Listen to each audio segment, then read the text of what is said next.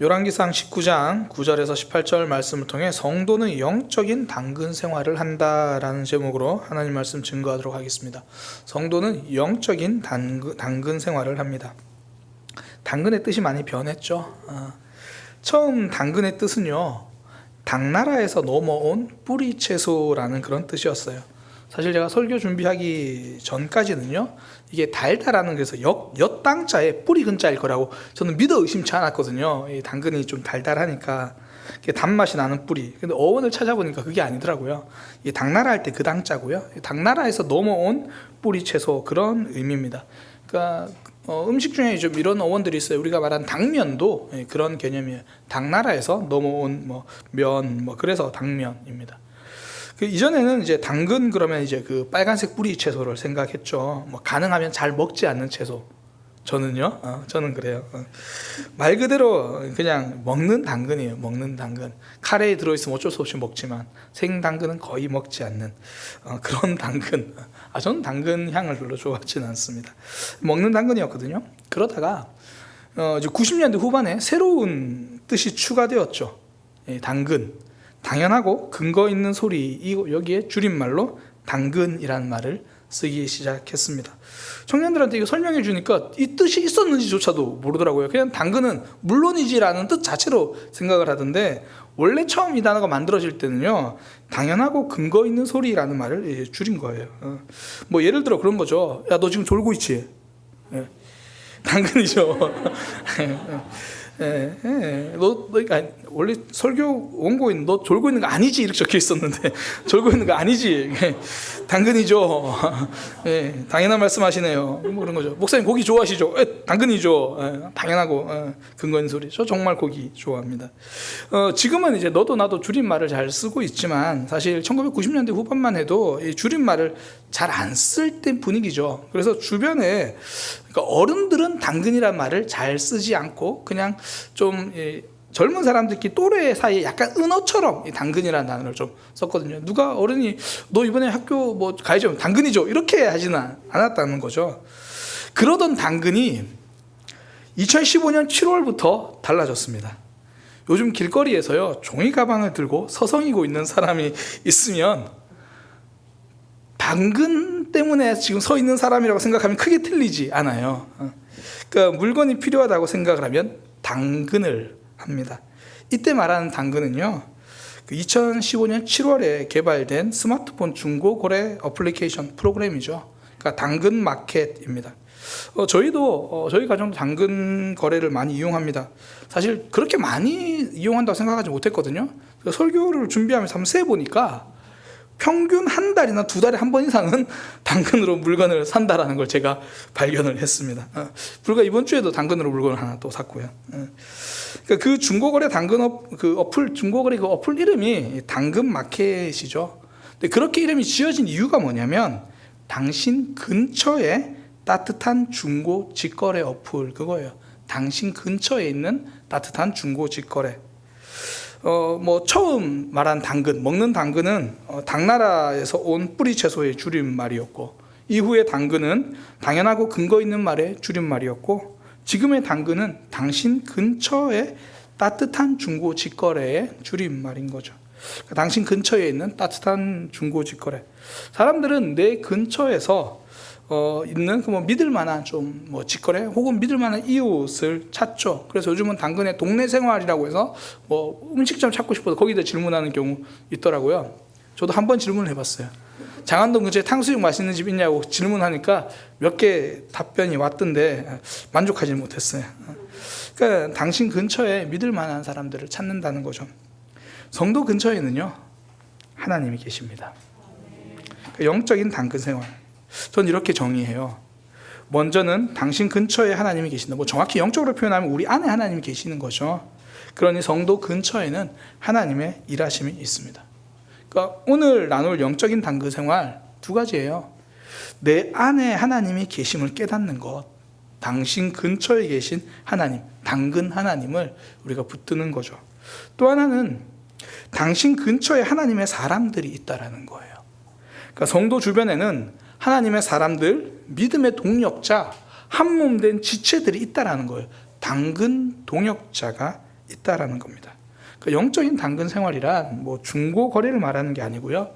우리 곁에 계신 당근 하나님을 깨닫는 것. 그리고 하나님이 우리 곁에 붙여주신 당근 동역자를 발견하는 것. 이것이 영적인 당근 생활입니다.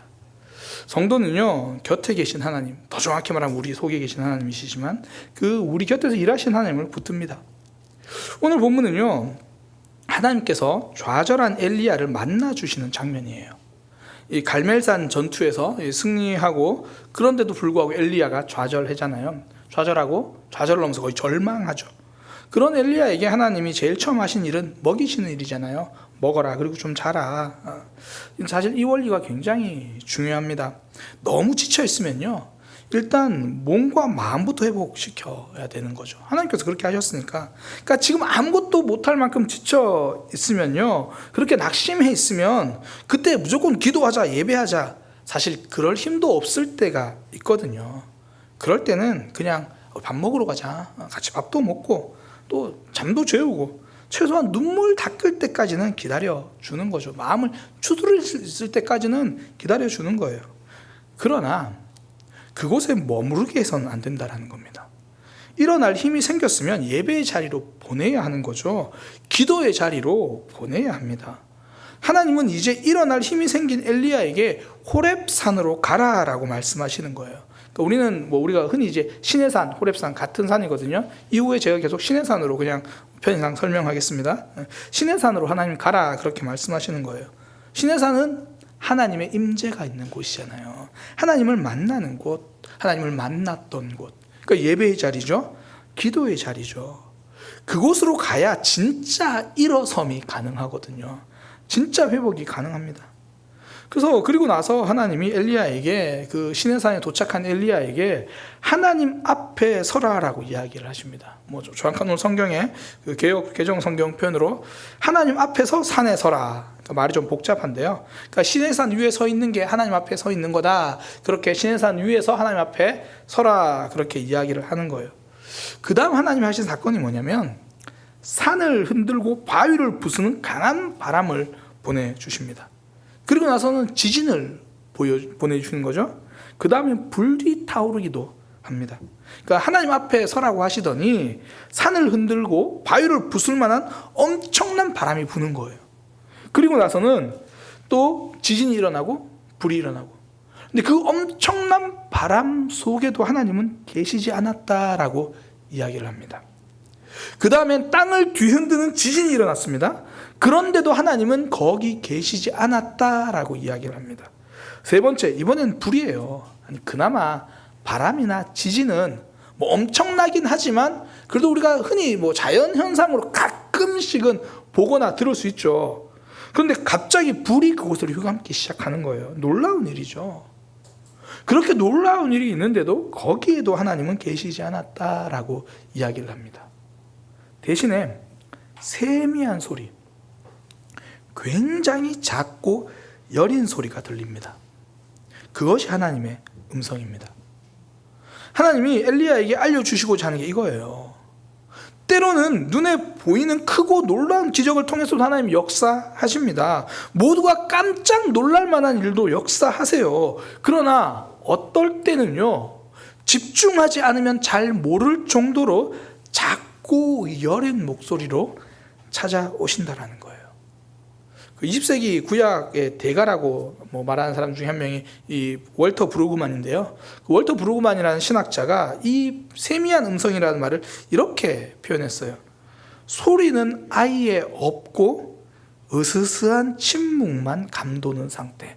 그러니까 세미하다는 게 그 정도로 작은, 그러니까 잘 들리지도 않는 소리, 집중해야 거의 알아들을 수 있는 그런 상태. 때로는 하나님이 우리에게 그렇게 찾아오신다라는 거예요. 사단이 강조하는 건 화려함이거든요. 눈에 드러나는 효과, 극적인 효과. 그래서 사단은요, 눈에 띄지 않으면 자꾸 없는 거라고 속삭여요. 그렇게 간절히 기도했는데 당장 달라진 거 있어? 없잖아. 지금 하나님은 침묵하시는 거라니까. 외면하시는 거야. 계속 사단은 그렇게 이야기하는 거예요. 화려함이 없으면 하나님의 역사도 없는 것처럼. 지금 엘리야가 딱 그렇게 생각하고 있어요. 하나님이 지금 엘리야를 시내산으로 데리고 오신 다음에 먼저 그 바람과 지진과 불을 보여주시기 전에요, 엘리야에게 먼저 묻는 게 있어요. 엘리야야, 너 왜 거기 있니? 아니, 하나님이 부르셔놓고 왜 거기 있니? 이거는 너 지금 뭐 하고 있니? 그런 이야기죠. 너 지금 상태가 왜 그러니? 그거 묻는 거예요. 그랬더니 엘리야가 하는 말이 뭐냐면, 하나님, 제가 할 만큼 했거든요. 제가 열심히 정말 했는데, 정말 애썼는데요, 아무런 변화가 없어요. 하나님 보세요. 이스라엘 자손들이 여전히 주의 언약을 버리고 있고요, 하나님의 제단을 허물고 있고요, 이스라엘 자손들이 오히려 선지자를 죽이려고 해요. 이제 저 혼자 남았어요. 사실 이 엘리야의 말은 과장입니다. 이스라엘 백성들이 모두 하나님을 떠난 게 아니거든요. 모두 제단을 헐어버린 게 아닙니다. 갈멜산 그 대결 이후에요, 많은 이들이 하나님께로 돌아섰습니다. 그러니까 하나님께로 나왔어요. 변화는 시작되었습니다. 그런데 엘리야는 그것이 보이지 않습니다. 많은 변화가 있었지만 그래도 완전히 달라지진 않았거든요. 그러니까 변화가 있습니다. 그러나 엘리야가 생각한 수준은 아니라는 의미죠. 사실 그는 3년을 기다렸잖아요. 그리고 눈앞에서 큰 은혜로 경험했어요. 그러면 완전히 달라질 거라고 우리는 생각을 하는 거예요. 사람들의 반응도 다르고 자신의 마음도 다르고 아합과 이세벨까지도 꺾여서 완전히 달라질 거라고 생각을 하죠. 근데 현실은 여전히 변화되지 않는 이들도 많고 이세벨도 그대로고, 그러니까 완전히 달라지지 않으니까 조금도 달라지지 않았다고 그렇게 지금 엘리야는 생각하고 있는 거죠. 변화는 시작되었는데 하나님이 없는 것처럼 엘리야는 그렇게 반응하는 거예요. 또 하나 엘리야가 그렇게 말하죠. 하나님, 이스라엘 자손들이 지금 모든 선지자를 죽이려고 합니다. 그러니까 모든 이스라엘 사람들이 자기를 죽이려고 하는 것처럼 그렇게 표현을 해요. 그렇지 않거든요. 지금 엘리야를 잡으려고 하는 사람들은 이세벨과 그녀를 따르는 군대예요. 그런데도 지금 엘리야는 모든 이스라엘 자손들이 꼭 자기를 잡으려 하는 것처럼 그렇게 말합니다. 왜 이렇게 이야기를 할까요? 이제는 고생이 끝날 거라고 기대했거든요. 그러니까 하나님이 개입하시고 하나님이 응답하시니까 이제 문제 끝! 이럴 줄 알았는 거예요. 예수님이 베드로를 부르시고도요, 그가 달라지는 데까지 3년이 걸렸습니다. 예수님이 직접 부르셨는데도요. 베드로가 배와 그물과 모든 걸 버리고 예수님을 쫓았음에도 불구하고 그가 달라지는데 3년이 걸렸고, 그 이후에도 베드로가 하나님 뜻을 오해한 모습들이 신약 성경 곳곳에서 등장해요. 그러니까 기도 응답이 있다고 해서 문제가 완전히 없어지는 것은 아니었다라는 겁니다. 그러나 문제가 남아있다고 해서요, 하나님이 없다라는 뜻은 아닙니다. 근데 엘리야는 지금 그걸 오해하고 있는 거죠. 그렇게 느끼고 있는 거죠. 마지막으로 그는 자기는 혼자라고 말해요. 이거 완전히 과장이죠. 엘리야는 그런데 이렇게 생각하는 거예요. 아직 자신을 공격하는 사람이 있으니까. 사람들에게는요, 이 부정적인 것에 집중하는 힘이 있습니다. 그러니까 그 말 때문에 상처받았어요. 이 말은요, 그동안은 다른 말로 나는 상처받지는 않았다는 이야기예요. 목사님, 사모님이 저한테 이렇게 말해서 상처 줬어요. 그동안은 제 아내가 상처를 안 줬었다는 이야기예요. 근데 우리는 그 한마디에 집중하는 거죠. 나에게 10마디 힘이 되는 그런 말을 해주고 있는 사람인데도 한마디 서운한 말을 들으면 그것 때문에 힘들어하는 거예요. 거기에 집중하는 게 사람의 마음이거든요. 그러니까 부부가 그렇잖아요. 사실 그 누구보다 힘이 되는 사람인데 그 한두 마디 말 때문에 이 사람 때문에 내가 제일 힘든 것처럼 우리는 오해하고 있는 거죠. 마찬가지죠. 100명이 나에게 힘이 되어주는데도 힘들게 하는 한두 사람 때문에 그 100명이 주는 힘이 무력해지는 것처럼 우리는 생각을 한다는 거예요. 하나님은 절대 성도를 혼자 두지 않습니다. 그래서 하나님이 엘리야에게 보여주시는 거예요. 돌을 부수는 기적만이 하나님의 역사는 아니다. 땅을 뒤흔드는 변화가 없어도 변화는 시작되었다. 불타오르는 기적이 없어도 하나님의 일하심은 있다. 여전히 달라지지 않는 내 모습 때문에 좌절하고 있습니까? 하나님은 이미 나를 변화시키고 계시고 이미 변화의 역사를 일하고 계신 것을 보시기 바랍니다. 극적이지 않을 수는 있습니다. 그러나 멈추지 않는 하나님의 일하심이 당신 근처에 있습니다. 우리 주변에 계신 거죠. 기도응답을 받았는데도 여전히 아직 문제가 남아 있습니다. 전부 해결되었으면 좋겠는데 일부만 해결될 때도 있습니다. 대부분 이런 경우가 더 많죠. 그러나 하나님이 일하기 시작하셨으니 이제 시간은 내 편입니다. 당신의 시간 근처에는 하나님의 일하심이 진행되고 있다라는 거예요. 직장에 가면 혹은 나에게 소중한 사람들이 변함없이 나를 힘들게 할 수 있습니다. 정말 신실한 악인들이 꼭 있어요. 정말 신실하게 괴롭히는 악인들이 있죠. 그러나 하나님이 당신 근처에 신실한 동역자도 붙여주십니다. 인상 쓰는 3사람 때문에 웃고 있는 10사람을 놓치지 마시기 바랍니다. 하나님은 그것을 알려주기 위해서 폭풍도 아니고 지진도 아니고 불도 아닌 들릴 듯 말 듯한 음성으로 엘리야에게 알려주시는 거예요. 지금 우리 삶에도 이럴 수 있잖아요.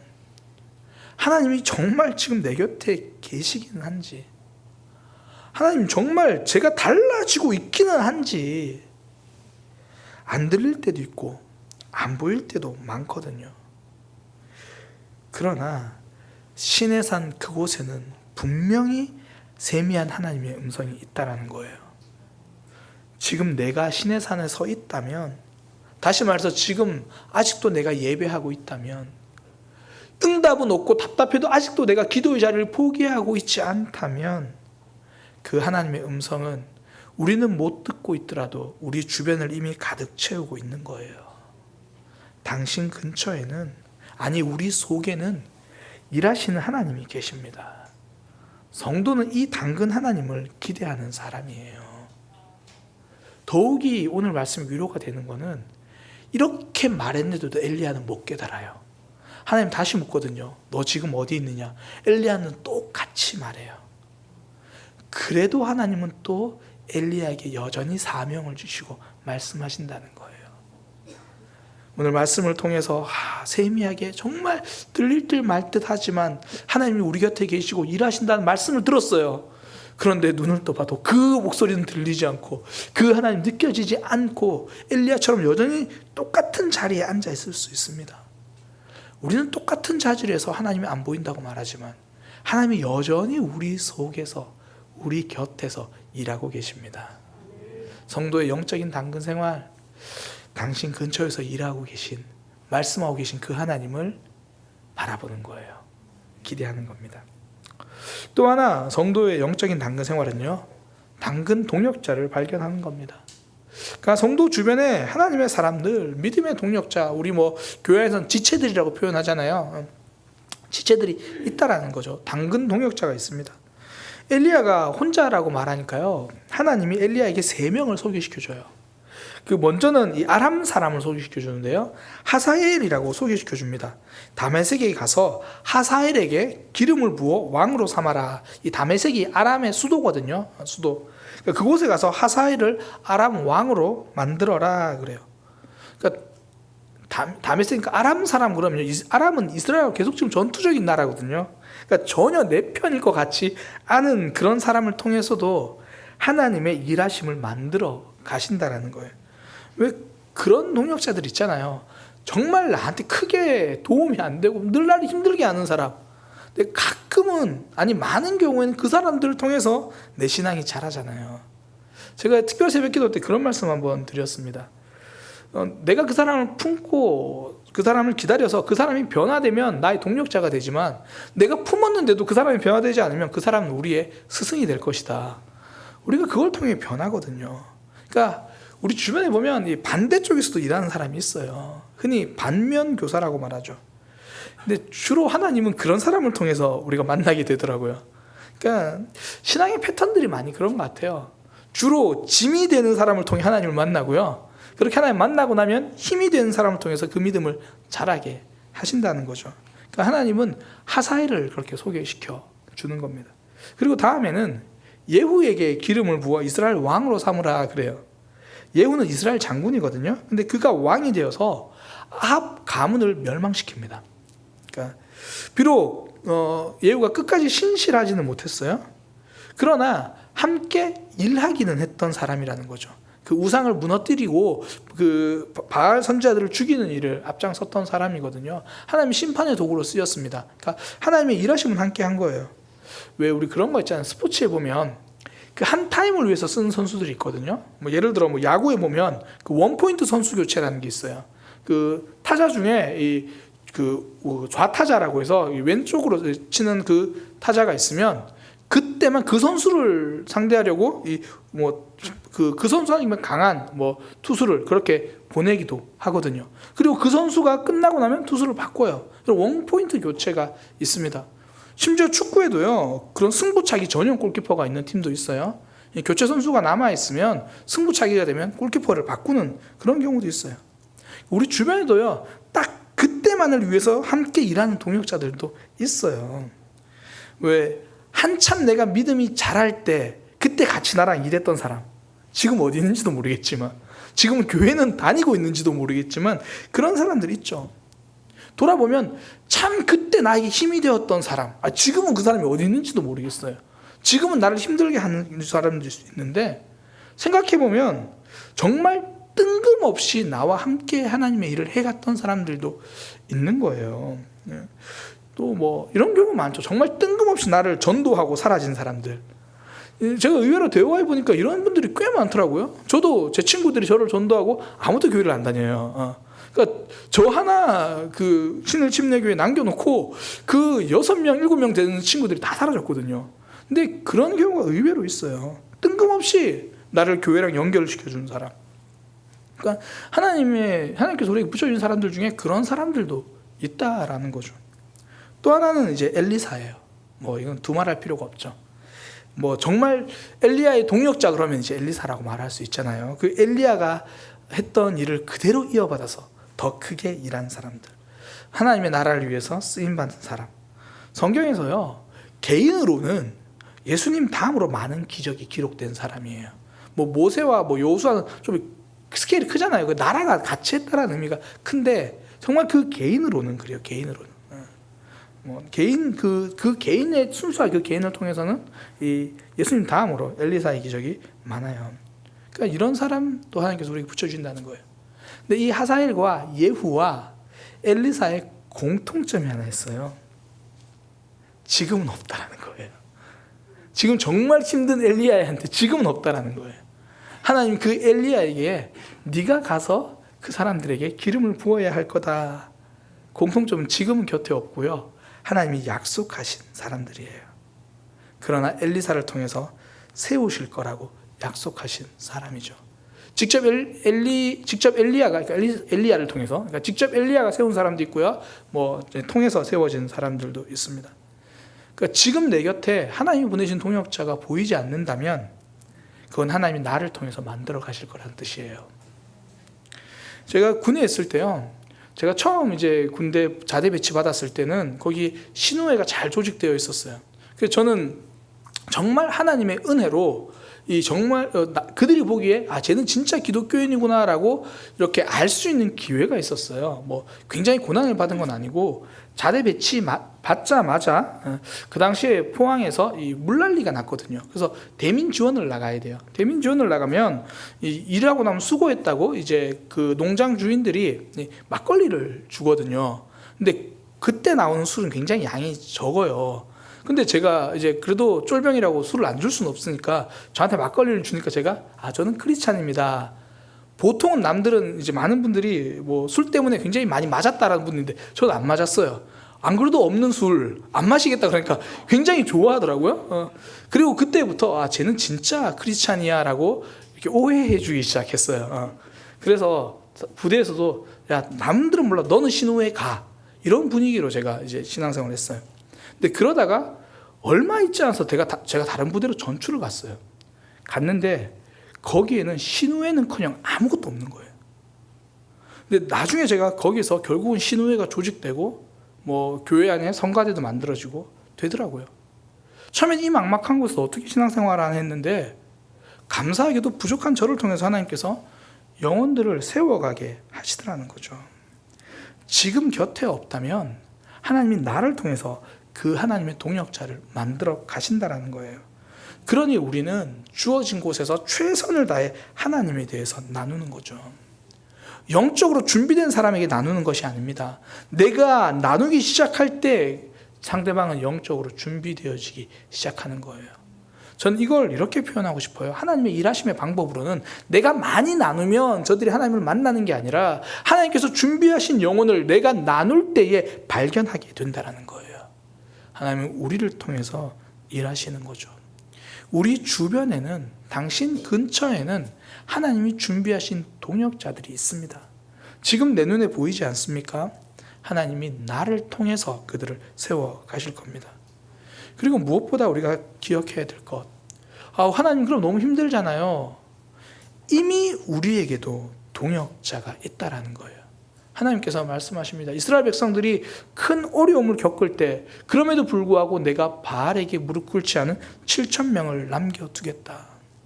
남겨두었다. 7,000명뿐 아니고요. 이미 엘리야가 그 가뭄의 때 엘리야를 도와주었던 사르밧 과부도 있었고요. 뭐 까마귀, 제가 그때 까마귀를 뭐 다른 표현으로 아라비아 상인들이라고도 볼 수 있다고 그랬잖아요. 그 아라비아 상인들을 통해서 도움 받았고요. 엘리야는 나 혼자라고 생각했는데 이미 오바댜라는 그 사람을 통해서 하나님의 사람들을 이렇게 보호하고 있었던 그 순간이 있었거든요. 그러니까 그렇게 생각해 보세요.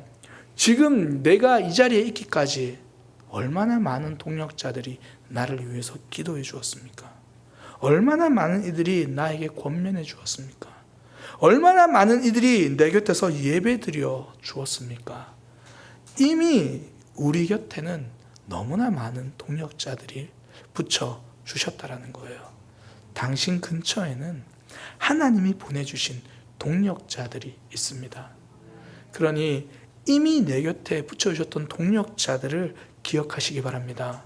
그리고 지금 내 곁에 보이지 않는다면 나를 통해서 만들어 가실, 나를 통해서 일하실, 붙여주실 그 동역자들을 기대하시기 바랍니다. 성도는요, 영적인 당근 생활을 합니다. 우리 근처에서 이미 우리 삶 속에서 일하고 계신 하나님을 본다라는 거예요. 또 하나, 우리 근처에서 하나님께서 보내주신 그 하나님의 사람들, 우리가 기억한다라는 겁니다. 성도는 결코 혼자가 아닙니다. 하나님이 일하십니다. 하나님이 사람을 붙여주십니다. 그 하나님을 기대하며 영적인 당근 생활 성공하시기를 소망합니다. 기도하겠습니다. 하나님, 우리의 삶에서 일하시는 그 하나님 놓칠 때가 있습니다. 한 번에 모든 것이 변하지 않아서 하나님은 침묵하고 계신다라고 오해할 때도 있습니다. 하나님은 지금 꾸준히 일하고 계시는데 내가 완전히 달라지지 않았다고, 나는 변화되지 않는 것처럼 오해하고 있을 때도 있습니다.